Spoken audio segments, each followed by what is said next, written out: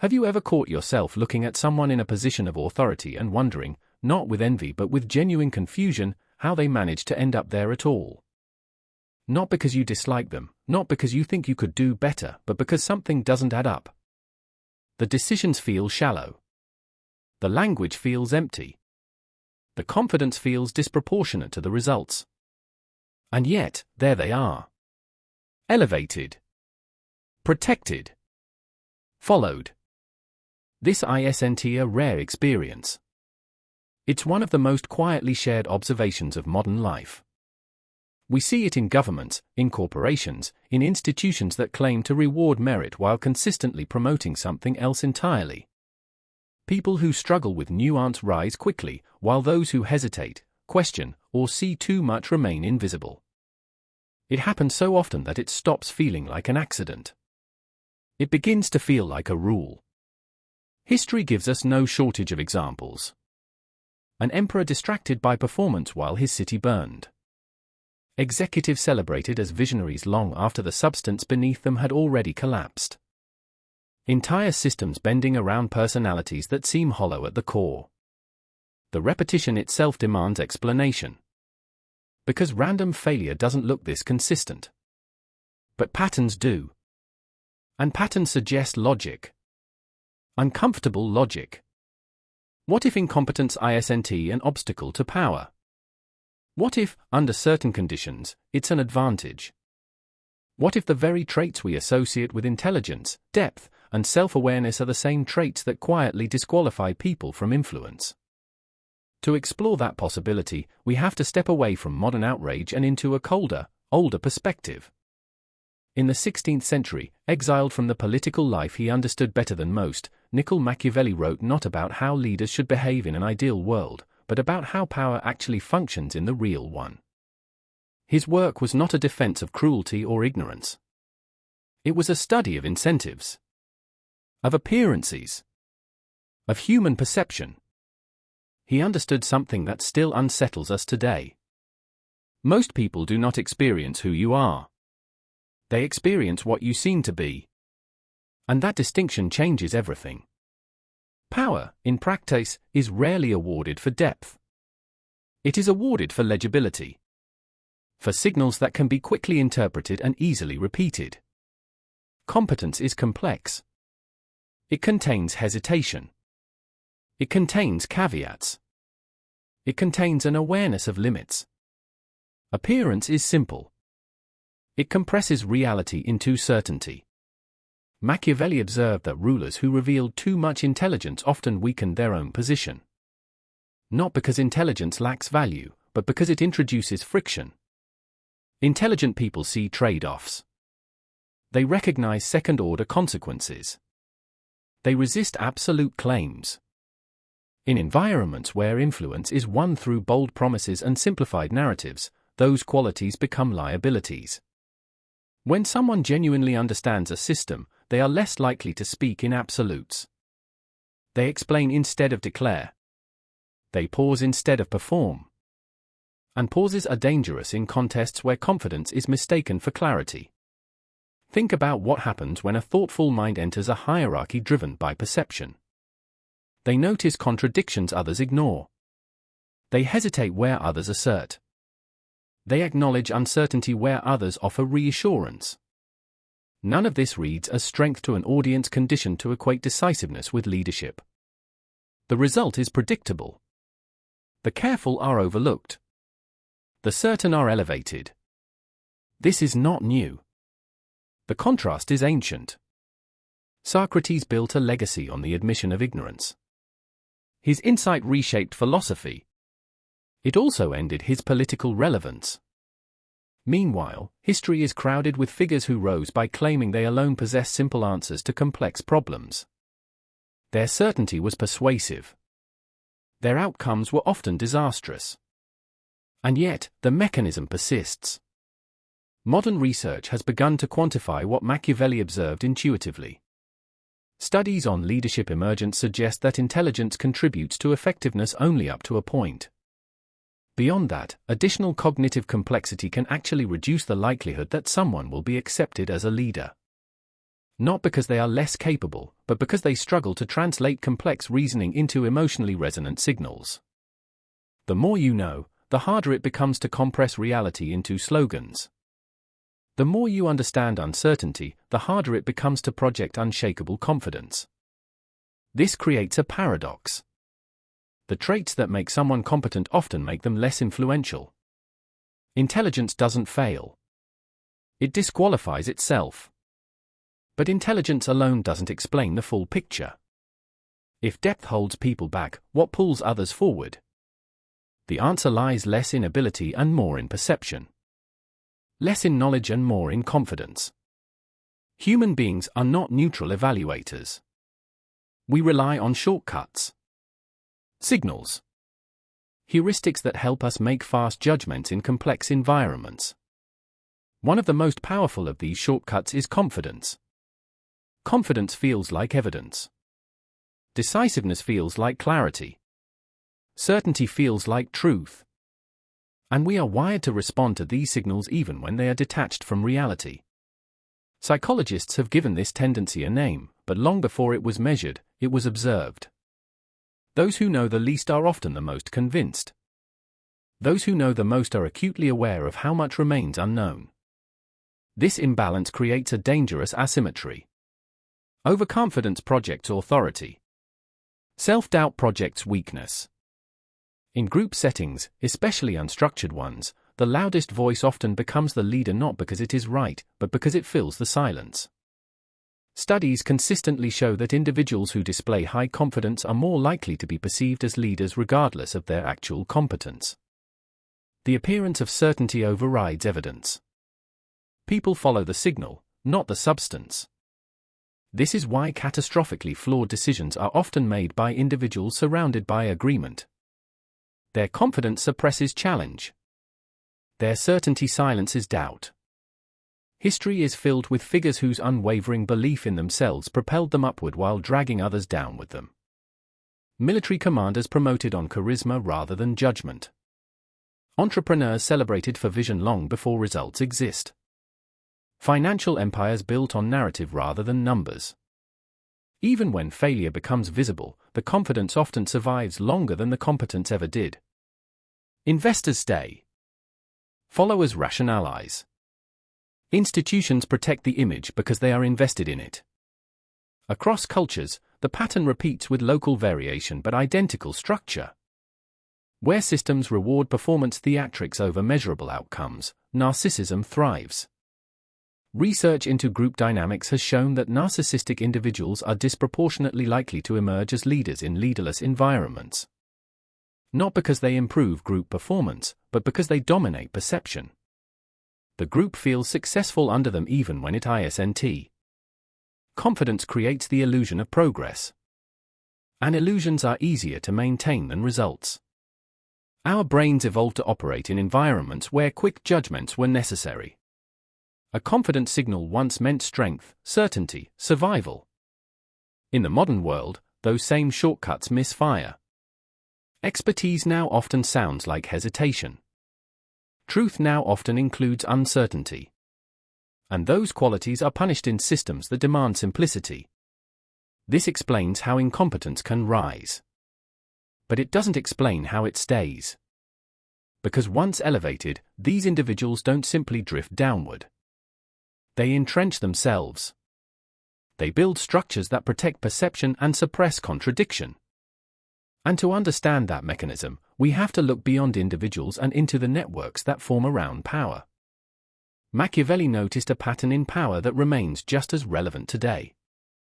Incompetent leaders rarely rise alone. They construct their own safety nets by surrounding themselves with subordinates who are even less capable. This is no accident. In The Prince, he advised that one measure of a ruler's intelligence is the quality of those he keeps close. Weak leaders are threatened by competence. Talented subordinates pose risks. They might expose flaws, question decisions, or eventually outshine the ruler entirely. To neutralize that threat, the insecure leader surrounds themselves with people who won't challenge them. Loyalty is valued above ability. Deference above initiative. In this way, incompetence spreads outward, cascading through the layers of the organization until it becomes institutionalized. Dr. Totoma Kamuro Premusic, an organizational psychologist, describes this as a competence-threatening dynamic. Insecure leaders don't simply tolerate mediocrity, they cultivate it. They actively prune the capable and replace them with flatterers, yes-men, and those who perform more than they produce. Consider historical examples. In Emperor Commodus' court, able administrators were systematically displaced by entertainers and sycophants.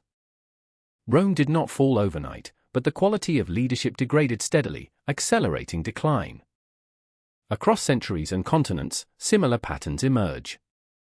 In contemporary Brazil, certain political systems reward personal connections over merit, creating a cycle where the unqualified secure positions while the competent are sidelined. In Zimbabwe, under successive regimes, capable administrators were replaced with partisan loyalists, producing disastrous economic consequences that reverberated for decades. Organizational scientists have a term for the social patterns this creates. Homophily, the tendency to associate with similar others. In leadership, it manifests as islands of incompetence, insulated from dissent, critique, or alternative viewpoints. When leaders fear challenge, their environment mirrors that fear. Questions are discouraged. Concerns are punished. Accountability is weakened. Those who observe carefully will notice the subtle signals. Hesitation framed as disloyalty, independent thought treated as defiance, suggestions redirected as interruptions. The network of incompetence reinforces itself, allowing weak leaders to consolidate authority while simultaneously reducing the organization's overall capability. And yet, even knowing all of this, we continue to gravitate toward leaders who offer simplicity over substance. There is a psychological reason for this, one that has deep roots in human cognition. It relates to our craving for certainty in a world that offers very little. Genuine expertise is rarely neat. True competence is messy. Experts acknowledge nuance, recognize trade-offs, and accept the limits of their understanding. These are traits we intellectually admire, but psychologically, they are uncomfortable. For most people, appearances are often more persuasive than reality. We prefer decisiveness to deliberation, simplicity to complexity, certainty to uncertainty. Machiavelli recognized this aspect of human nature. In times of crisis, the effect is magnified. People instinctively follow the individual who promises a clear solution. They do not rally behind the one who presents a balanced assessment with contingencies and probabilities. Consider the modern examples. Climate scientists, who communicate with careful caveats and ranges of uncertainty, often struggle to generate the same engagement as popular figures who offer absolute answers. Medical experts acknowledge risk and nuance in treatment plans, while political leaders promise straightforward cures, appealing to a psychological preference for clarity. Which approach tends to win popular support? Almost always, the simple, certain narrative. Our brains are wired to seek closure. Cognitive psychologists call this tendency cognitive closure, the drive for definite answers, especially under threat or uncertainty. When faced with ambiguity, we are more likely to accept black and white thinking and follow leaders who project unshakable certainty. The more complex the world becomes, the more vulnerable we are to oversimplified explanations and those who sell them. Ask yourself, have you ever found yourself drawn to an explanation because it felt neat and complete, even when you suspected reality was more complicated? That instinct is not a flaw. It is a survival mechanism misapplied to modern life. But there is a darker dimension. Awareness and intelligence alone do not protect against manipulation. Machiavelli observed that moral constraints could be liabilities in struggles for power. In one of his most infamous passages, he wrote that a ruler must learn how not to be good and use that knowledge when necessary. In practice, this means that ethical considerations often handicap talented individuals. Someone who refuses to compromise on principle cannot always compete with those willing to exploit deception, fear, or prejudice. Historical contrasts illustrate the point vividly. Cicero, brilliant and principled, lost to Julius Caesar, who broke norms without hesitation. Caesar's willingness to cross ethical lines, literally and figuratively, enabled him to seize and consolidate power. Modern examples echo this pattern. Ethical candidates frequently struggle against opponents who manipulate perception, engage in character assassination, or exploit social anxieties. In organizations, research from the University of British Columbia shows that psychopathic traits, when combined with charm, correlate with rapid advancement. Across cultures, from China to Scandinavia, manipulative leaders often outpace ethical peers, not because they are better at the work, but because they are more adept at navigating human psychology. This phenomenon creates what game theorists call a race to the bottom. When unethical tactics succeed, others feel compelled to adopt them, lest they be left behind. Over time, this transforms systems. What begins as occasional opportunism becomes normalized behavior. Unethical conduct ceases to be an exception and instead becomes the rule. Recognizing these dynamics can be unsettling. Yet it is critical to understand that not all environments reward incompetence or immorality equally. Some systems are resilient to manipulation and select for genuine ability. The challenge lies in identifying the structural conditions that favor one outcome over another. Feedback loops are one key factor. When outcomes are immediately visible and measurable, poor performance is exposed and cannot easily survive. A surgeon whose patients consistently suffer cannot hide incompetence. A bridge that collapses leaves no room for self-deception. But when feedback is delayed, indirect, or easily obscured, mediocrity can persist. Political systems that shift blame, corporate hierarchies that disguise results through accounting, and media landscapes that reward spectacle over substance all provide fertile ground for superficial competence. Institutional design is another determinant. Centralized authority with weak oversight enables power to accumulate without scrutiny, allowing weak leaders to entrench themselves. By contrast, structures with distributed responsibility and independent checks tend to resist incompetence. Complexity and information asymmetry play similar roles. When success is subjective or hard to measure, appearance can triumph over reality.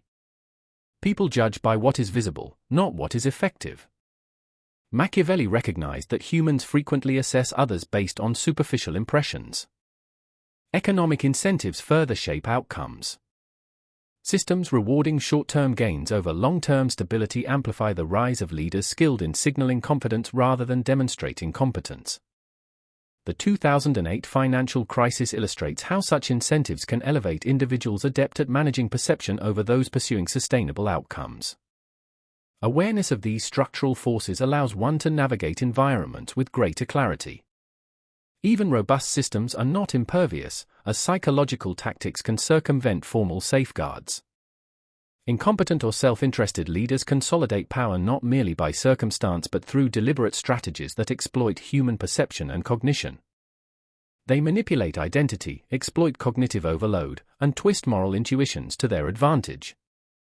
And this is where the study of power shifts from abstract observation to an uncomfortable recognition of the vulnerabilities inherent in human systems. Machiavelli understood that context shapes who thrives and who fails. Different environments select for different traits, rewarding competence in some and enabling incompetence in others. Several structural factors determine which type of environment develops. First, feedback loops and accountability matter. In fields where results are immediate and undeniable, incompetence cannot hide. A surgeon whose patients consistently die, an engineer whose bridges collapse, a pilot whose aircraft fails, failure is visible and costly. These environments naturally reward skill and precision because the consequences are immediate and unavoidable. But in other arenas, feedback is delayed, ambiguous, or easily manipulated. Political systems often allow outcomes to be blamed on predecessors or external forces, and corporate hierarchies can obscure results through creative accounting or obfuscation. Media environments frequently reward spectacle over substance, where entertainment trumps accuracy. In such cases, incompetence can flourish indefinitely, shielded from accountability. Second, institutional design and the distribution of power are decisive. Centralized systems with weak checks and balances amplify the influence of weak leaders. The collapse of the Soviet Union illustrated how concentrated, unaccountable authority can accelerate systemic failure. By contrast, structures with distributed responsibility, like Germany's dual-board corporate governance model, inherently resist the rise of incompetent leadership by separating management from oversight and creating multiple layers of accountability. Third, information asymmetry and complexity determine outcomes. When success is transparent and measurable, merit tends to prevail. When it is ambiguous, style frequently trumps substance. Machiavelli observed that people evaluate others largely based on appearances, especially in complex domains where few have the expertise to judge accurately. They judge by what is visible, not by what is effective. Fourth, economic incentive structures shape behavior. Systems that reward short-term gains over sustainable outcomes favor leaders skilled at projecting confidence rather than demonstrating competence. The 2008 financial crisis highlighted this phenomenon, where institutions prioritized immediate profits, often regardless of long-term risk, elevating leaders with charm and bravado over those with prudence and expertise. Understanding these structural forces allows individuals to recognize when environments favor competence and when they favor superficiality. Even in well-designed systems, however, incompetence can rise through the use of deliberate psychological tactics that exploit perception, distract from reality, and neutralize opposition. Incompetent leaders rarely maintain power by accident. Machiavelli would have recognized these tactics immediately. First, they manipulate tribalism and identity politics by creating rigid in-groups and out-groups. Criticism of the leader becomes criticism of the group itself, and by extension, an attack on followers' own identities. Psychologists call this identity fusion. Once achieved, challenging the leader feels like a betrayal, making dissent psychologically costly. History provides countless examples. Cult leaders such as Jim Jones cultivated a stark us versus them mentality, binding followers' sense of belonging to absolute loyalty. Political leaders across the globe have employed the same principle. Former Malaysian Prime Minister Najib Razak leveraged ethnic divisions to sustain authority despite corruption scandals, and Brazil's recent political polarization under Bolsonaro shows how tribal identity can override objective truth. Second, these leaders exploit cognitive overload and information overwhelm. By generating constant chaos, controversies, and crises, they deplete the mental energy of those around them. When attention is consumed with reacting, analyzing, and managing outrage, there is little capacity left for critical evaluation or organized resistance. Complexity becomes a weapon. Third, they employ what George Orwell described as doublethink, the capacity to hold contradictory beliefs simultaneously. By constantly shifting positions, revising history, and controlling narratives, they create an environment where truth feels malleable and accountability nearly impossible. Machiavelli's observation that the vulgar crowd is always taken by appearances acknowledges a fundamental human vulnerability. Our cognitive architecture evolved for simpler worlds, making us susceptible to manipulation in environments saturated with conflicting information. Fourth, they exploit economic precarity and systemic vulnerabilities. Financial insecurity and future uncertainty make populations more receptive to leaders promising simple solutions to complex structural problems. Post-industrial regions around the world have repeatedly demonstrated this dynamic. Leaders who offer easy scapegoats or direct, comforting narratives gain traction over those advocating thoughtful, long-term solutions. Media consumption amplifies this effect. Constantly chasing the latest outrage, consumers are drawn to simplified narratives, prioritizing attention-grabbing stories over nuanced analysis. Recognizing these dark patterns is essential, but it is only the first step. Awareness alone is insufficient to counteract their influence. Understanding structural incentives, psychological vulnerabilities, and environmental factors is the foundation, but practical strategies are necessary to resist manipulation. Individuals must cultivate critical thinking, seek out disconfirming evidence, and build networks that value competence over appearances. Communities must design feedback-rich systems, establish independent oversight, and ensure that performance is transparent and measurable. Education plays a pivotal role by equipping people with the cognitive tools to recognize oversimplification, resist identity-based manipulation, and evaluate expertise accurately. By combining structural safeguards with psychological awareness, it becomes possible to reduce the prevalence of incompetence at the top and limit the influence of leaders who exploit human vulnerabilities for personal gain. Machiavelli's insights were unsettling precisely because they expose truths many prefer to ignore. Power does not inherently reward virtue, intelligence, or diligence. Instead, it often amplifies perception, confidence, and ruthlessness. Yet, by understanding the mechanisms he identified, the environments that favor incompetence, the psychological tactics leaders exploit, and the structural weaknesses that allow mediocrity to persist, we gain the ability not only to recognize manipulation but also to design systems and cultivate personal strategies that select for genuine competence, ethical conduct, and long-term effectiveness. In doing so, we transform the theoretical lessons of Renaissance Florence into actionable guidance for the complex social, political, and organizational landscapes of today, ensuring that leadership is shaped by ability and integrity rather than appearance, bravado, or manipulation. Awareness is our first line of defense against manipulation, incompetence, and the subtle forces that shape thought. At the individual level, it begins with understanding the hidden dynamics that influence perception, judgment, and behavior. This defense relies on three essential practices. First, cultivate intellectual humility, the recognition that what we know is limited and that certainty is often illusory. Research demonstrates that intellectually humble individuals are better at evaluating ideas based on evidence rather than confidence alone. Intellectual humility functions as a cognitive immune system, protecting the mind from manipulation and false certainty just as the physical immune system protects the body from infection. Second, develop media literacy, the skill of discerning substance from spectacle. This requires deliberately choosing information sources, critically evaluating how content is presented, and filtering for quality over quantity. As Warren Buffett has advised, successful people say no to almost everything. The principle applies to information consumption as well. Reject the noise, focus on clarity, and seek insight rather than sensation. Third, embrace philosophical reflection, the practice of stepping back from daily distractions to examine underlying principles and values.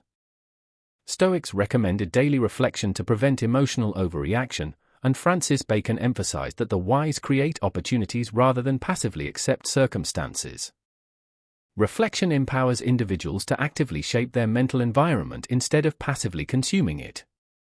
At the collective level, institutional design plays a crucial role in mitigating the rise of incompetence and manipulation. Here too, three pillars emerge. First, robust accountability mechanisms are essential. Systems must deliver honest feedback regardless of charm, rhetoric, or perceived authority. Compare organizations with independent boards empowered to challenge leadership decisions to those that rubber-stamp executive actions. The Boeing 737 MAX crisis exemplifies the catastrophic consequences of absent accountability, where engineers' concerns were ignored in favor of short-term profit. Second, cognitive diversity within decision-making bodies strengthens resilience. Including differing perspectives is not only socially valuable but empirically improves accuracy. Diverse teams challenge assumptions, expose blind spots, and reduce the likelihood that groupthink or homogeneity will conceal errors or incompetence. Third, transparency prevents complexity from serving as a shield for poor decisions or malicious behavior. Sunshine laws in government, conflict of interest disclosures in medicine, and clear reporting standards make it more difficult for incompetence to hide behind jargon, opacity, or obfuscation. Education ties these principles together. Teaching technical skills alone is insufficient. Developing critical thinking, ethical reasoning, and an appreciation for nuance is essential. History offers lessons. Athens created the academy, Florence nurtured humanist thinkers, and enduring civilizations have cultivated wisdom as much as skill. Reflect on your own communities. Which protections exist, which are absent, and how could systems be redesigned to promote competence, humility, and truth? If such structures were implemented, the world could reward genuine skill, ethical leadership, and thoughtful decision-making over superficial charm or confident deception. As we return to the insights of Machiavelli, it becomes clear that his work is frequently misunderstood. He did not advocate manipulation or unethical behavior. He analyzed the realities of power to expose vulnerabilities and guide more effective governance. His assertion that it is not titles that honor men, but men who honor titles reminds us that authority alone does not command respect. Power must be justified through responsible, capable, and ethical use. The intersection of Machiavellian political thought and modern psychology illuminates uncomfortable truths about human nature and organizational dynamics. These truths are precisely what we need to recognize if we hope to create better systems. The path forward is not denial but comprehension. It requires designing institutions that account for human weaknesses rather than exploiting them, cultivating personal practices that build resilience to manipulation, and fostering communities where merit and ethical action are valued above perception and bravado. While incompetence and opportunistic behavior can sometimes gain influence, intelligence combined with moral courage remains the most reliable safeguard for creating societies in which true skill and ethical leadership are rewarded. Consider the dynamics in your own environment. Have you observed these patterns? Have you seen examples where perception, confidence, or identity politics outweighed competence? Share your insights and reflections with your communities, discuss solutions, and contribute to cultivating systems and cultures that favor knowledge, ethics, and effectiveness. Awareness does not guarantee immunity, but it equips us with the ability to recognize manipulation, understand structural vulnerabilities, and make conscious choices that resist superficiality and deception. By applying these principles individually and collectively, we gain the tools to elevate competence, strengthen accountability, and ensure that power is exercised responsibly.